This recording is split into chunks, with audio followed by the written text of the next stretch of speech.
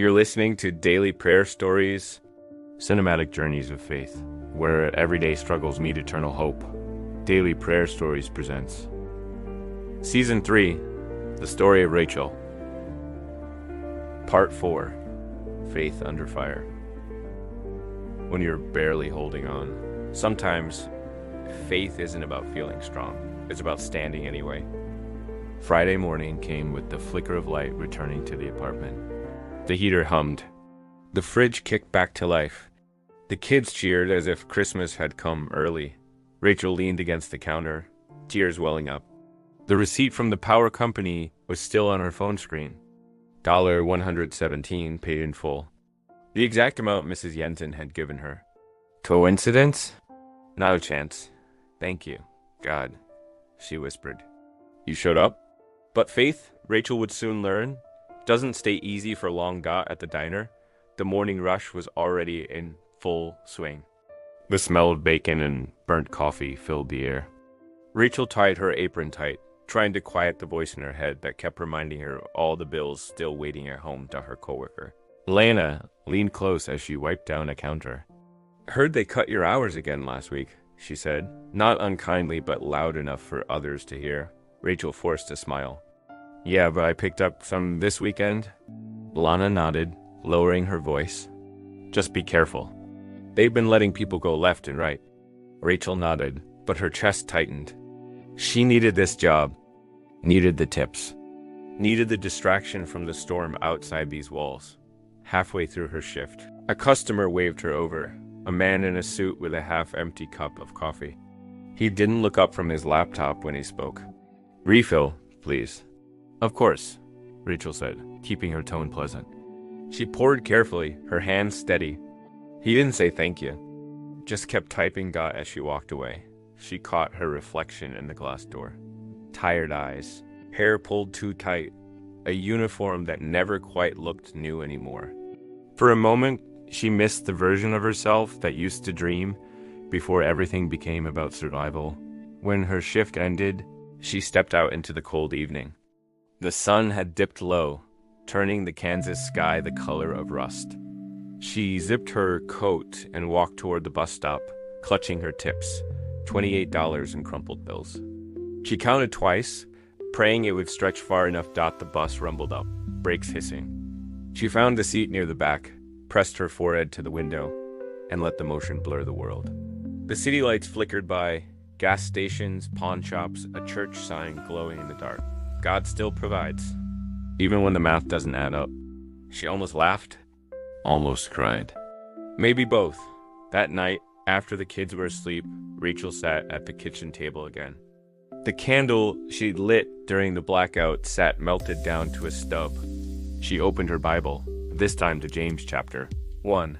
Her eyes traced the familiar words she'd avoided reading for years. My brethren, count it all joy when you fall into divers temptations, knowing this, that the trying of your faith worketh patience. James chapter 1, verses 2-3, King James Version. Joy? She whispered, Lord, I don't feel joy. I feel tired, and then softer, but maybe that's the point. She closed her Bible and looked around. The bills, the old couch, the chipped paint, the kids' drawings taped to the wall. It wasn't much, but it was theirs, and tonight, that was enough. Part 5, Whispers at the Diner. Sometimes the world doesn't have to shout to make you feel small. Sometimes it just whispers loud enough for you to doubt yourself. Saturday started gray and slow. Rachel woke before sunrise, the heater humming steady in the corner. The kids were still asleep, tangled in blankets that had seen better days. She moved quietly through the kitchen, making coffee with water that took too long to boil. She didn't check her phone. She already knew what it would say. No new messages, no miracle jobs. But she had her shift at the diner, and that meant one more day closer to rent. That was enough reason to keep going. The morning air bit at her cheeks as she walked toward the bus stop. The town was waking up. Car engines, barking dogs, a man scraping ice off his windshield. Ordinary life for most people. Survival mode for her at the diner. The smell of bacon, coffee and bleach wrapped around her like familiarity. Rachel tied her apron, clocked in, and took her first order with a tired but practiced smile. Pancakes and eggs over medium? She asked the old man at the counter. He nodded without looking up. And keep the coffee coming. Yes, sir, she said softly. It was a busy morning. Loud laughter from regulars, clatter of dishes, and the hiss of the grill. For a few hours, she could almost forget everything waiting back home. Almost. But sometime around noon, the shift changed. The air got heavier. She could feel it. The stares, the lowered voices. Lana, her coworker, leaned across the counter as Rachel was refilling napkins. You hear what they're saying? She asked quietly. Rachel frowned. Who? Teaching guys? Lana said.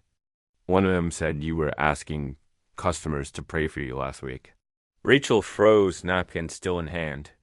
I wasn't asking, she said softly. I just told one I'd be praying for him. Lana shrugged, awkward. I'm just telling you what I heard. You know how people get? Maybe just tone it down a little? Rachel felt her chest tighten. Tone down what? Believing God still cares? Look, Ratch, I get it, Lana said, voice gentler now. But this job's all we've got. Don't give them a reason? Rachel nodded slowly, swallowing hard. Thanks. I'll be careful. An hour later, Rachel was wiping down a booth when a group of regulars came in. 4 guys from the local garage, loud as always. One of them, a man named Pete, grinned as she passed. Hey, preacher lady, he said. Say a prayer for my truck, will you? She forced a small smile. I will, Pete. He laughed, elbowing his friend. Maybe she's got a direct line upstairs. They laughed. Rachel didn't. She kept wiping, pretending not to hear the next thing they said. Something about church folks begging blessings, but never paying the bill. The words hit harder than they should have. She walked into the back hallway, near the soda machine, and leaned against the wall. Her throat ached, her eyes stung, but she wouldn't let herself cry here. Not where people could see, she whispered under her breath, barely audible. Lord, I'm trying to do this right. Why does it feel like I'm being punished for believing you? Lana found her there a few minutes later. Hey, she said softly. You okay? Rachel forced a smile. Yeah, just tired. Don't let them get to you, Lana said. They talk about everyone. Rachel nodded, pretending to believe it. That night, after putting the kids to bed, Rachel sat at the kitchen table in the dim light of a single lamp. The house was quiet, except for the ticking of the clock and the hum of the refrigerator. On the fridge door, a sticky note still hung from a few nights ago. The verse she'd written herself. The Lord shall fight for you, and ye shall hold your peace. Exodus chapter 14. Verse 14, King James Version. She read it aloud, then whispered, So, you fight. I'll be quiet. Her voice cracked on the last word. She picked up her phone and scrolled through old messages. One from her husband. David, months before the sickness took him. You're stronger than you think. Ratch, God's got us. She closed her eyes, holding the phone tight against her chest. Then, hold me again, Lord. I don't want to be strong tonight. Sunday morning would come soon, bringing church and another test she didn't know was waiting. But for now, she stayed in the silence, tired, bruised, but still believing.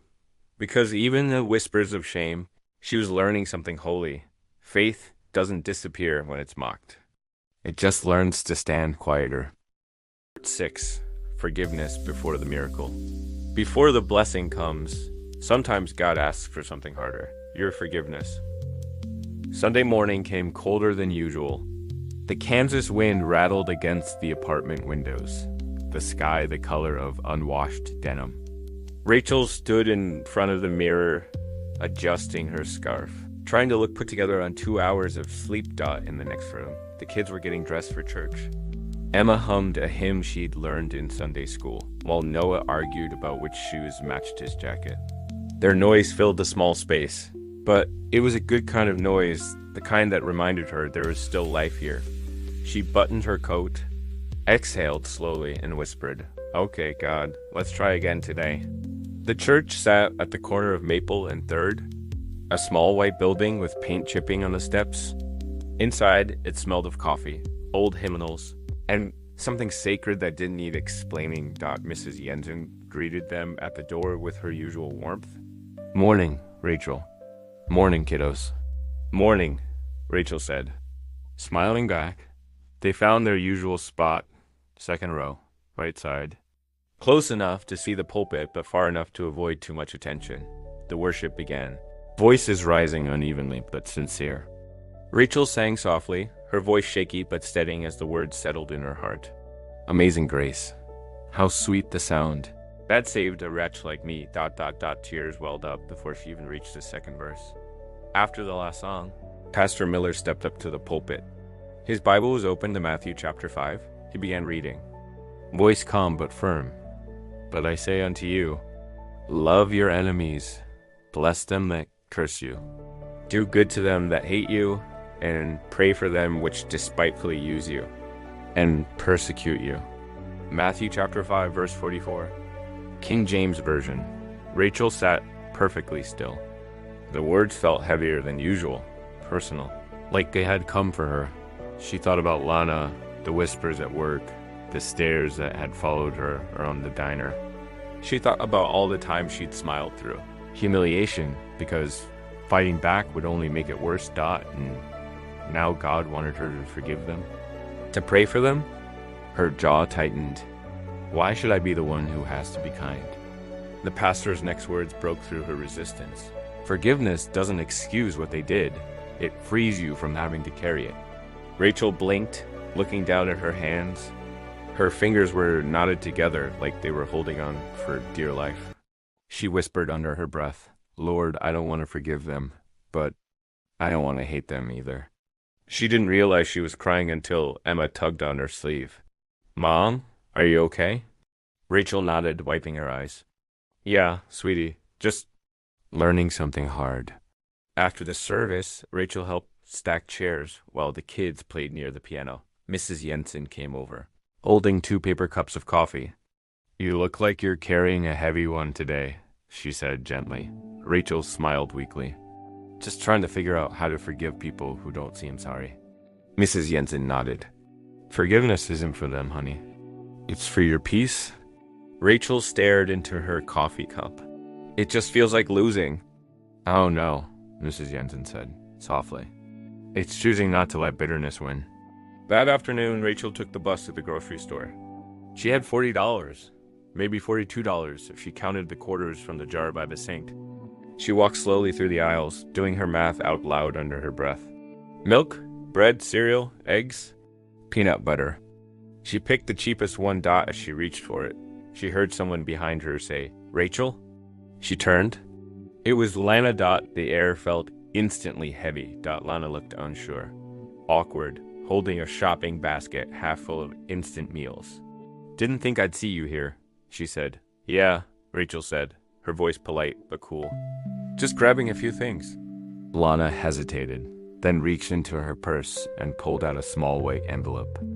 I got my tax refund early," she said.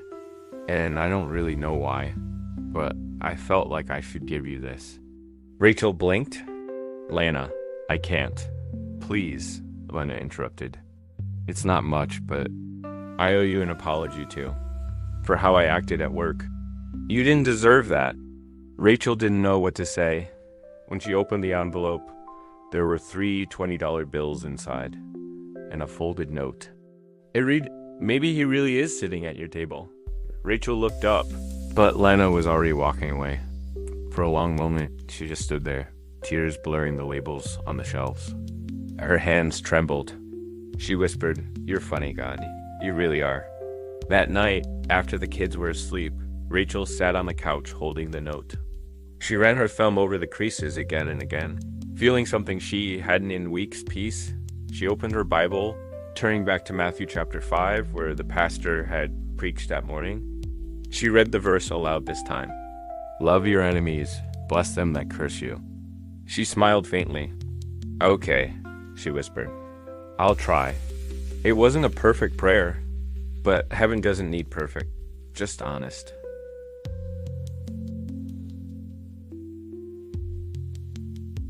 Part 7, Never Forgotten. When you've lost everything, it's easy to believe God forgot your address. But sometimes ... He writes back in ways you don't expect. The house was quiet that Sunday night. The kind of quiet that used to make Rachel uneasy. But tonight it felt different, peaceful. Somehow the kids had fallen asleep early after church. Emma was curled up with her stuffed rabbit, and Noah's small hand still gripped a toy car even in sleep. Rachel stood in the doorway for a while, watching their steady breathing, memorizing the rhythm of peace she hadn't felt in months. Back in the kitchen, the soft hum of the refrigerator filled the air. The candle on the counter, the same one she had lit the night the power went out, burned low, its flame small but steady. She poured herself a cup of tea and sat at the table. Staring at the folded note Lana had given her at the grocery store. She read it again. Maybe he really is sitting at your table. Rachel traced the handwriting with her finger and smiled. You have no idea how right you are, she whispered. Her phone buzzed. It was late, too late for anyone to be texting. The screen lit up with a message from an unknown number. Hi, Rachel. This is Pastor Miller. Sorry for the late message. Mrs. Jensen gave me your number. We're setting up a small community fund at church for families behind on rent. Someone nominated you. Rachel blinked, reading it twice. Someone, she said aloud. She could guess who. If you're comfortable, we'd like to help cover this month's payment. No pressure. Just let me know. She pressed a hand over her mouth as tears welled up. The weight she'd carried for weeks, rent, bills, survival, all of it loosened in a rush of gratitude that shook her shoulders. Thank you. God, she whispered through tears. You really didn't forget. She got up, walked to the small window above the sink, and looked out. The Kansas night stretched wide and cold, stars faint but present. The same sky that had watched her cry, beg, and question now felt different, like it was listening. She leaned her forehead against the glass. You heard me, she said softly. Every time. Even when I didn't think you did. Later, Rachel sat on the couch with her Bible open on her lap. The pages fell naturally to Isaiah chapter 43, one of her husband's favorite passages. She read the words slowly, her voice trembling but full. But now thus saith the Lord that created thee, O Jacob, and he that formed thee, O Israel. Fear not, for I have redeemed thee, I have called thee by thy name. Thou art mine. When thou passest through the waters, I will be with thee. And through the rivers, they shall not overflow thee. When thou walkest through the fire, thou shalt not be burned. Neither shall the flame kindle upon thee. Isaiah chapter 43. Verses 1-2. King James Version. She closed the Bible and whispered, You called me by name? For the first time since David's death? Those words didn't just sound like comfort. They felt like truth. When she finally turned off the lights, Rachel didn't feel empty. She didn't feel forgotten. The same God who had been silent in her heartbreak was now speaking through small mercies. A power bill paid, a note from a coworker, a message from her pastor. 2 sleeping children who never stopped believing. Grace hadn't erased her struggle. It had rewritten it. Before heading to bed, Rachel grabbed a small notepad from the drawer. She wrote one sentence and taped it above the kitchen sink. God doesn't forget. He just waits until you're quiet enough to listen. She stepped back, smiled through her tears, and whispered, See you tomorrow, Lord. This was part 7 of Rachel's journey. But her story isn't over. On Friday, in the final chapters, parts 8, 9, and 10, Rachel's faith will be tested one last time. A letter will arrive that could change everything. And she'll learn that grace doesn't always remove the struggle. Sometimes it transforms it. Join us Friday for the season finale of the story of Rachel, only on Daily Prayer Stories, where faith finds its way home.